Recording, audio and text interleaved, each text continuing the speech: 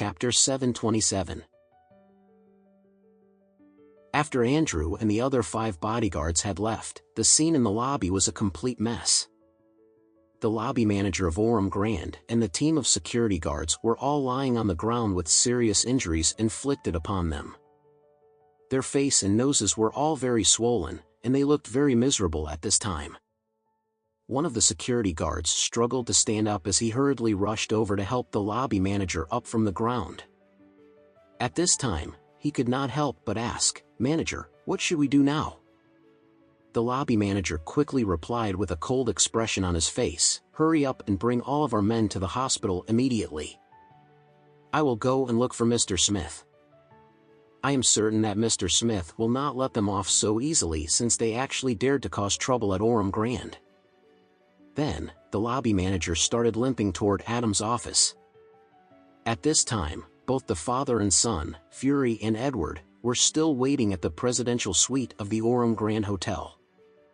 They were patiently waiting for Andrew and the other bodyguards to return to the hotel with good news.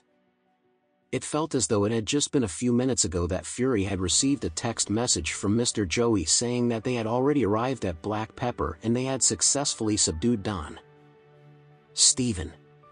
Besides that, Mr. Joey had also said that they had found an unexpected surprise at Black Pepper.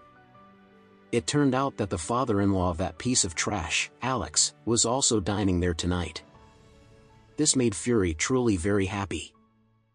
He felt that he should just take advantage of this opportunity to kill and get rid of Alex's father-in-law first.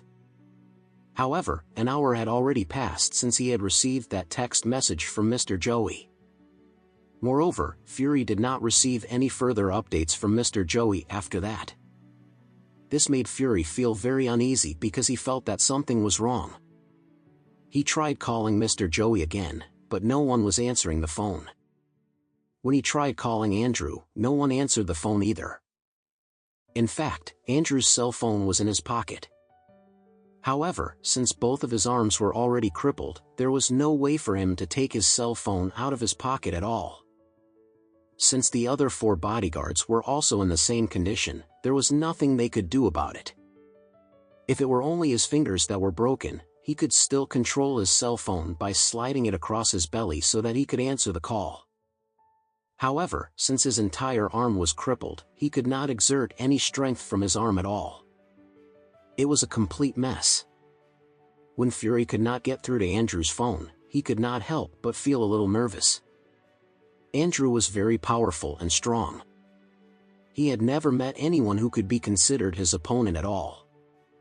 Therefore, Andrew couldn't have been defeated by Don Stephen, right? Edward could not help but frown as he asked his father, "Dad, since Mr. Joey has not given us any updates on the situation after such a long time, do you think something bad has already happened to Andrew and the rest of our bodyguards?" Fury shook his head before he said confidently, "That is simply impossible. Andrew and the other bodyguards are all very skilled in fighting. They are utterly strong and powerful. I don't think anyone in Oris Hill could possibly be their opponents." As soon as he had spoken these words, Fury took out his cell phone to call Andrew again.